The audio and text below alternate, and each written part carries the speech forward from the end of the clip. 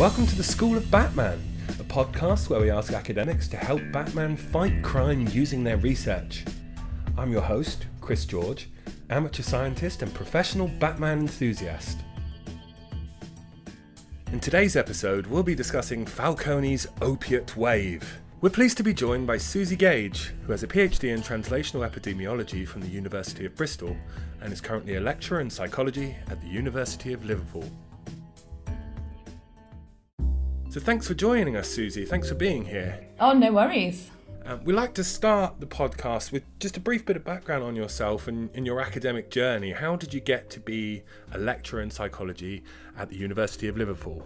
Well, I studied psychology at UCL after I finished school, and I moved to Bristol when I'd finished that, not really because of any work, but because I was in a band and all the rest of the band lived in Bristol.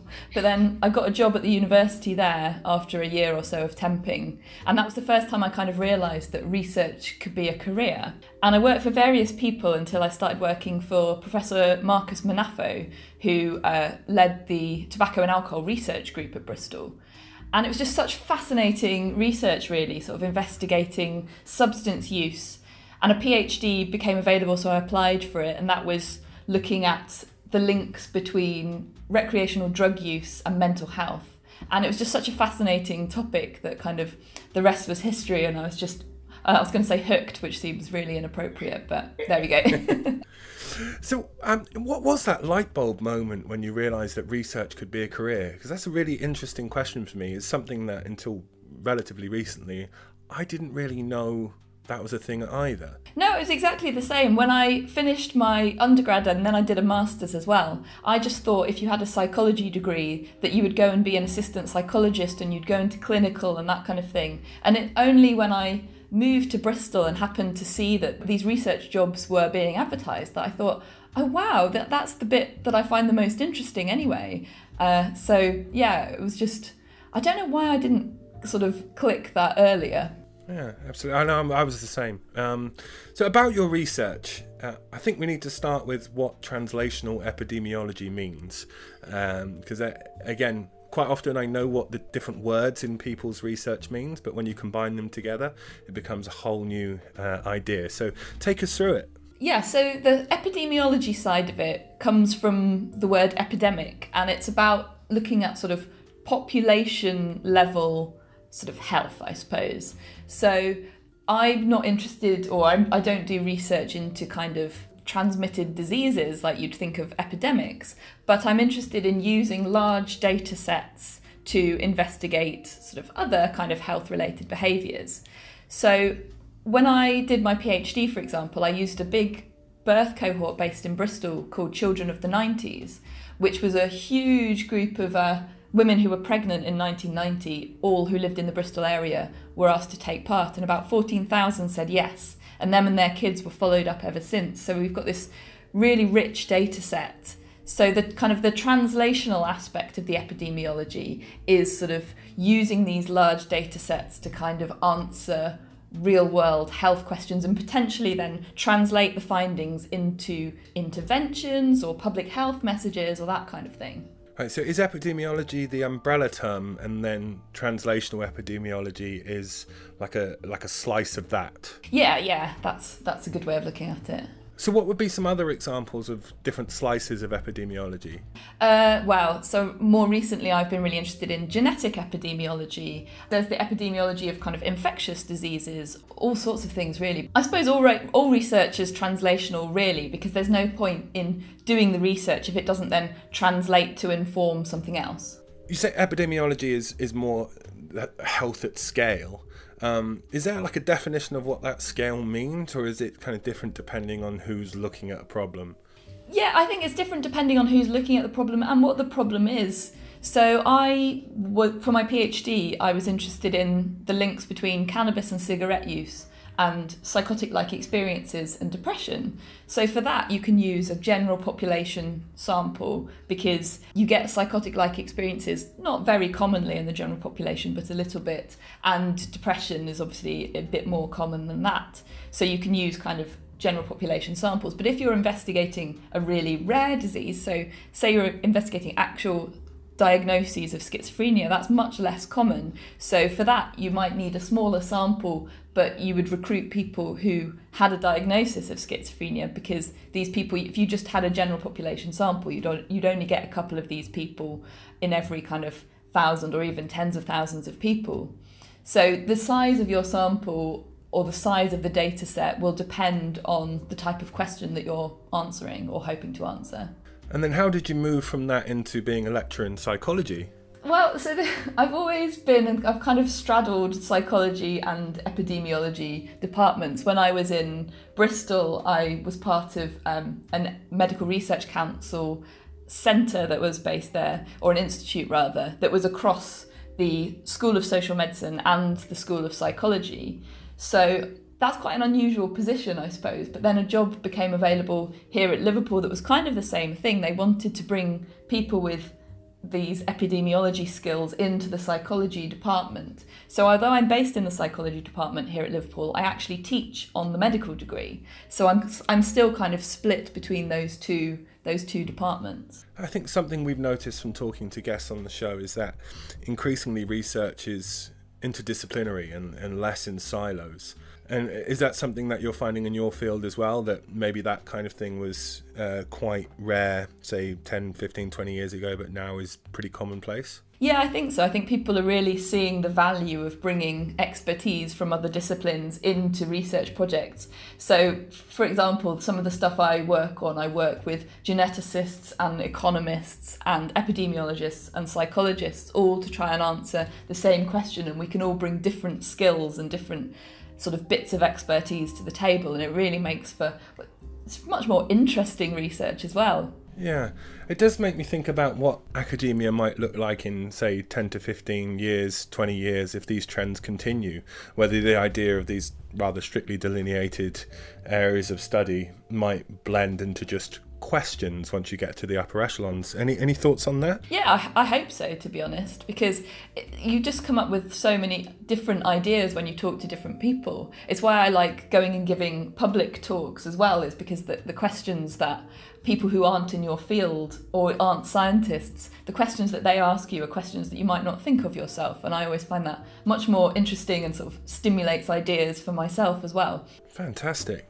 So I think it's probably time we move on to your story.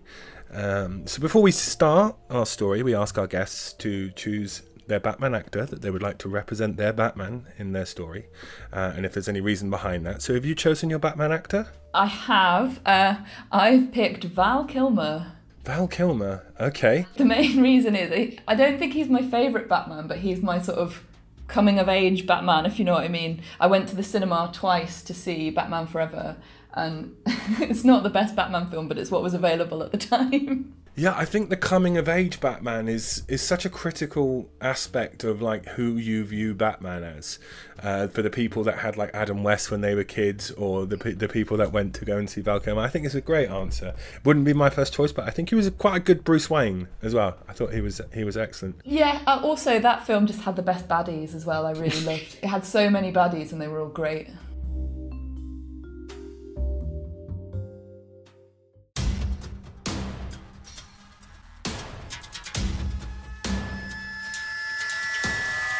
Gotham is in crisis. Falcone's operations have led to opiates flooding the city, along with a seemingly infinite range of designer drugs.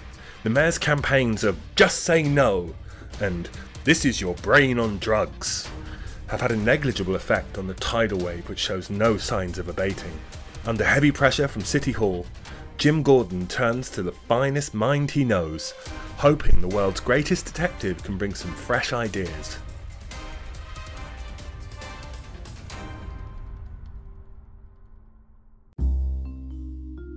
Right, so once again, Suzi, Gotham is in crisis, and this time it's a different kind of crisis.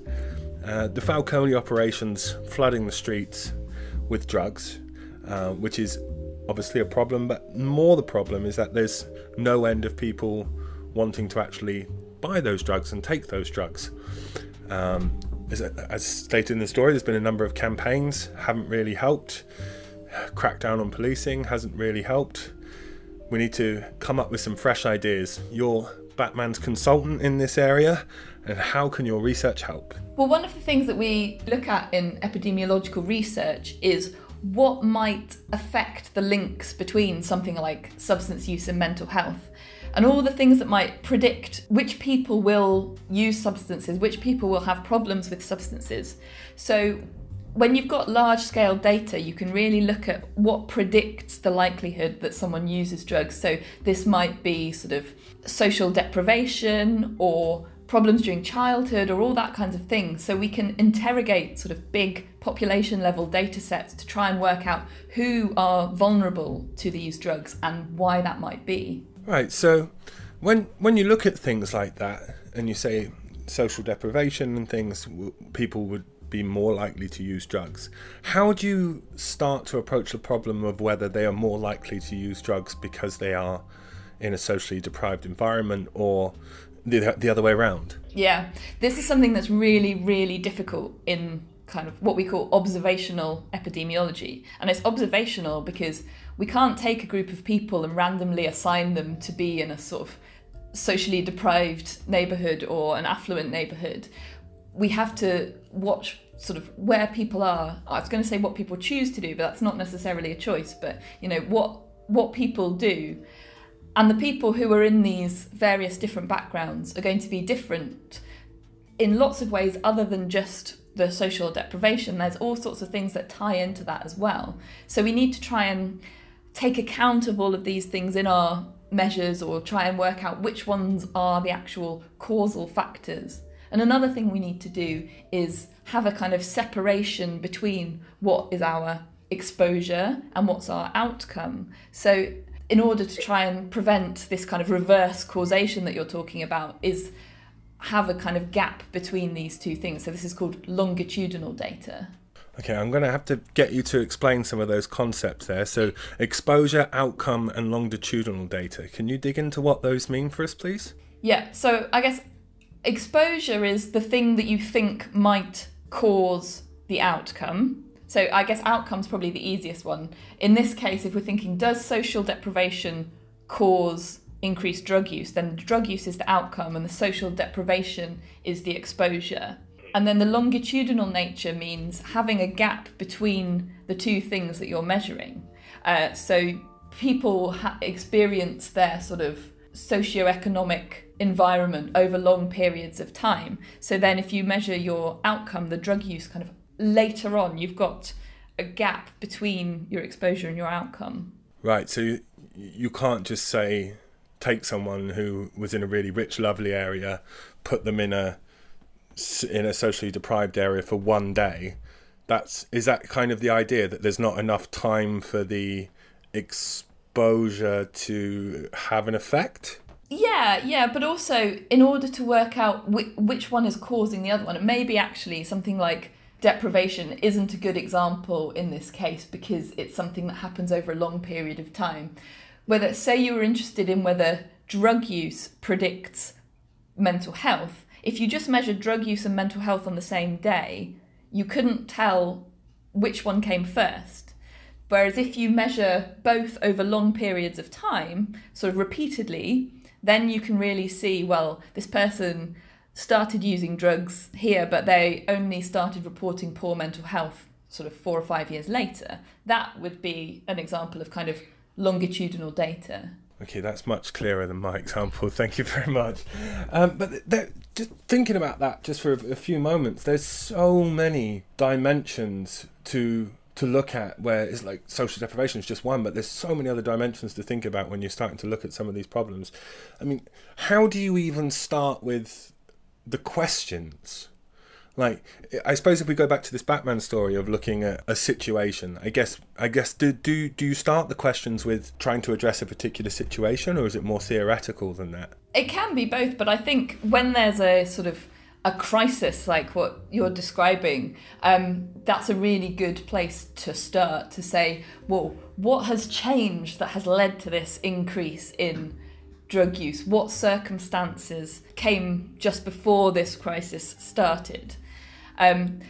One of the things that I would sort of say is that generally when things are reported as a crisis in the media, that's not necessarily an accurate portrayal of what's happening in the real world. But for the sake of this sort of story, if there's something that has dramatically changed and the levels of drug use are dramatically going up, then if you've got the data and sort of population level data collected by governments, all this kind of thing can be really useful in these situations to say, well, look, when did this trajectory start going up and what happened before it that might sort of predict why this has happened. So if you were going to try and unpack this and as Batman's consultant, would that be the first place you would start? Yeah, absolutely. Sort of Office of National Statistics is always a good place to look for data. And then you can sort of try and plot various things. But generally you'd also have a sort of theory, you might have a theory about why this might have happened as well. A really good example is a researcher called Richard Doll was trying to work out why incidences of lung cancer had started to increase in the 1940s. And he was really convinced it was because of a tarmac on the roads. But actually, when he undertook the study and collected lots of data and looked at all sorts of different things that might have caused this increase in lung cancer, he found it was smoking. No one was really expecting that. At that point, smoking was being advertised by doctors and that kind of thing. It was really seen as something that was fine. But actually his research, and he was a smoker at the time, and his research was pretty unequivocal, so he quit smoking. Remarkable. So when stuff like that happens, how do you ever possibly know where to draw the line of where you look? It seems like the scope for potential reasons or influences is endless. I think that's quite fair, and it can be really difficult. So quite often you'll build on what's come before, so you'll look at the research that's been conducted already, look at the literature and see what kind of effects or associations have been found before, and then interrogate them in a different way, using a different technique perhaps. Because one of the big problems with observing what people choose to do is you can never be 100% sure that you've ruled out all the other factors that are influencing it. As you say, it's such a huge kind of possibility of things that are all probably having a small effect on the population as a whole. And so trying to work out what's the key factor here is incredibly difficult. So these things, we call them confounders, that are confounding the relationship that we're interested in kind of unpicking. So not only do you have to know what these all are, but you also have to have good measures of them in your data set. So it's really challenging. And does confounding mean they're the same as it means in English? As in, like, kind of confusing it a bit? Yeah. So it's, things that are masking the association that you're interested in, confusing it, complicating it, yeah. Right. And how's the evolution of your field been with regards to new technologies, big data, AI, anything like that? How has the field advanced over, say, the last 10, 15 years? Yeah, definitely. The sort of big data aspect is hugely useful, and particularly in kind of developing new methods to try and interrogate these like causal associations. Some of the work that's been happening in Bristol has been trying to develop new methods and use genetic information as well, actually, to try and come at the question from a variety of different angles. And all of these different angles all have their own limitations, like observational, sort of more traditional observational epidemiology does. But if they've all got different limitations, then if you find the same answer using 3 or 4 of these different techniques, that's much more sort of compelling evidence that what you're seeing is a true causal association. And in terms of these kind of studies need really huge sample sizes. So the era of kind of consortia of researchers working together across borders from loads of different countries, different labs, all this kind of thing, all compiling their data together and analysing it as one huge data set has been really useful in terms of giving us the statistical power to really try and get at some of these really difficult questions. What does big data mean to you in this instance then? Like, how has something which is available now wasn't been available in the past? Well, for me, it's been the advance in genetics that has been really useful, actually. Sort of genome-wide association studies to find sort of genetic predictors of things like schizophrenia and things like cannabis use and tobacco use. Now, I'm not saying that your genetics is sort of fatalistic here. Your genes aren't going to determine whether or not you'll develop schizophrenia or whether or not you'll be a smoker or a cannabis user. But they might tip the scales in one direction or another. And as such, they are really useful as a potential confounder to try and untangle some of these associations, kind of really unpick them. So the use of big data has made finding genetic variants that predict these things more possible, well, where it wouldn't have been possible before, because you really need hundreds of thousands of individuals in these studies. So going back to some of the mayor's initial thoughts on how he could help overcome this crisis, things like the Just Say No campaign of abstinence and the This Is Your Brain on drugs. Have you got any experience as to why some of these things maybe have not been that successful in the past? I think a lot of this is to do with credibility. When you put a message like just say no, or all drugs are bad or evil, or all drugs are the same, I think that can be very misleading, and it's very easily proved wrong as well, because we all take, or lots of us take drugs of some kind or another. The legal ones, things like tobacco or alcohol, or potentially even if you've heard all illegal drugs are bad, but then you or a friend try one and don't immediately become addicted or immediately have a really bad experience, then it's much easier to just ignore the message as a whole and think that that's true for all other drugs as well. Whereas some drugs, well, first of all, I should say that no drugs are without harm. All drug taking comes with some risk. But we take risks every day. We take risks when we cross the road, and it's about having sort of the information and the evidence base to make informed decisions about what level of risk we're happy to take. And I think this is something where these kind of just say no messages really muddy the water and don't allow people to make that informed choice because they're not given accurate or useful information. Right, you say all drugs there have harm as well. Is that something that's intrinsic to the property of drugs, that they cause harm to the human body? Is it possible to have a harmless drug? Oh, that's a really good question. I know that some people, well, certainly Professor David Nutt, who's done a lot of work in this field, is currently trying to develop a synthetic alcohol that removes the harms of alcohol. But I don't know whether it's possible to remove all sort of, I don't know whether to say harm or risk here, but... How would you define the difference between harm and risk? Well, I'm not 100% sure. So I suppose risk of harm is what I mean. Like, there's a risk of harm from all sorts of things, not just drugs. So things that we need, like water, you can drink too much water and it will kill you. Salt is essential for us, but it's also harmful at certain levels. Sugar, we need it in our diet, but too much of it is harmful. So these things aren't drugs, but they do have the risk of harm if you take them in a sort of more harmful way, if that makes sense. So I think the chance of a completely harmless drug is unlikely, but levels of harm is really important here as well. And that's before you kind of consider, is becoming dependent or addicted to a substance a harm in and of itself? If you're changing your behaviour because you want to take a substance, where do you rank that in terms of harm? And I think I've gone a bit philosophical here. Yeah, that's a really interesting philosophical question of, is the act of addiction, if it causes no harm, harmful in and of itself? One for another day. Drawing a line now, I think, as we're bringing Batman and your adventure to a close. He has a two-pronged approach, really. He has the more traditional Batman approach of going and punching Falcone's crew in the face to try and stop them delivering their packages to the streets. And then we're looking at some of these ideas of trying to understand what the question is in the first place.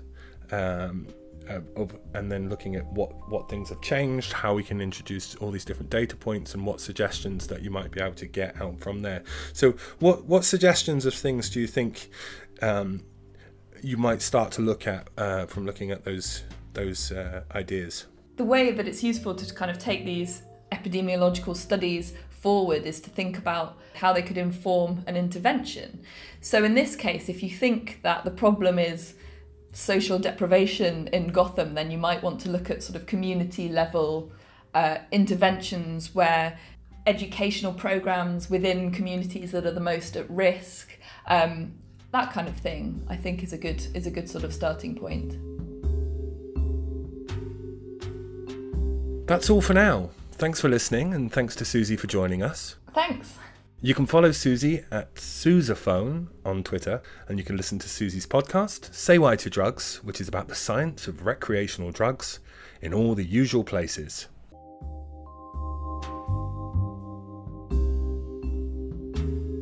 If you'd like to be a future guest on the podcast, please email us at info@figshare.com, and you can find us on Twitter at School of Batman.